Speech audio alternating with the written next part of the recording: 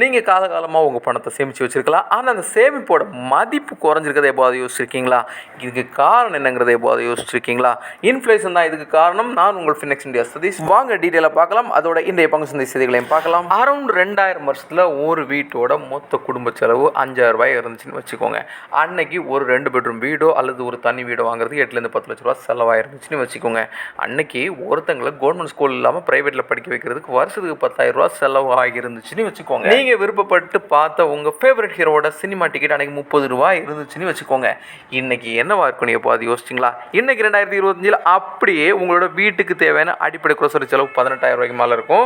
அன்னைக்கு 2 பெட்ரூம் அல்லது ஒரு தனி வீடு வாங்கி இருந்தீங்கன்னா 8 லட்ச ரூபான்னு சொன்னோம் இல்லையா? இன்னைக்கு அதோட மதிப்பு 45லேருந்து 60 லட்ச ரூபாயா விலை உயர்ந்திருக்கோங்க.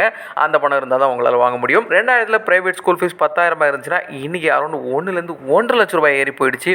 30 ரூபாய்க்கு பார்த்த சினிமா டிக்கெட்டே 200 ரூபாய்க்கு மேலே ஆகி போச்சுங்க.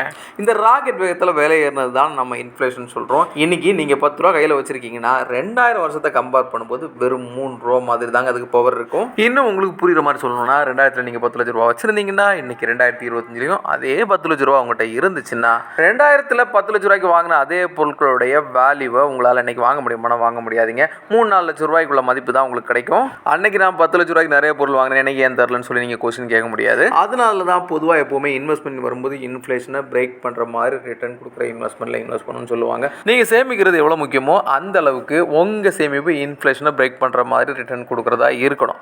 அப்போ தான் எதிர்காலத்தில் உங்களுடைய எக்ஸ்பென்ஸ் அது மேட்ச் பண்ணுற மாதிரி இருக்கும். ஸ்டாக் மார்க்கெட் மியூச்சுவல் ஃபண்ட்லாம் ரிஸ்க்காக தான் தெரியும். அதனால தான் செபியும் சரி ஆம்பியும் சரி திரும்ப சப்ஜெக்ட் டு மார்க்கெட் ரிஸ்க்னு சொல்கிறாங்க.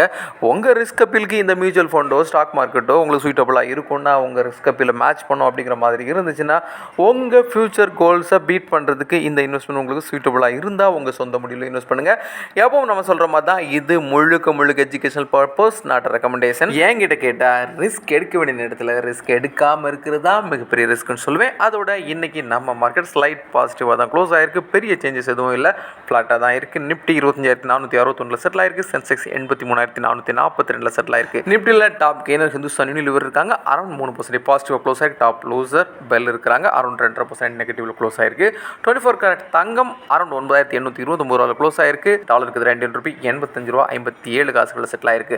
பிரெண்ட் குரூட் ஆயில் ஒரு பேரலுக்கு $68.66 ட்ரேட் ஆகிட்டு இருக்கு. இன்னைக்கு முக்கியமான செய்திகள் இவ்வளோதான். நாம எப்பவுமே சொல்ற மாதிரி வெறும் 100 ரூபாயிலிருந்து stock market mutual fund ETF digital invest பண்ண முடியும். இந்த மாதிரி சிம்பிள் இன்வெஸ்ட்மெண்ட் இருக்குங்கிறது எல்லா மக்களும் குறிப்பாக யங்ஸ்டர்ஸ்க்கு ரீச் ஆகணும் தான் நம்ம டே டு டே இந்த வீடியோ போஸ்ட் பண்ணிட்டு இருக்கோம். உங்களுக்கு இந்த வீடியோ பிடிச்சிருந்தா லைக் பண்ணுங்க, கமெண்ட் பண்ணுங்க, சப்ஸ்கிரைப் பண்ணுங்க, ஷேர் பண்ணுங்க. See you tomorrow another super topic.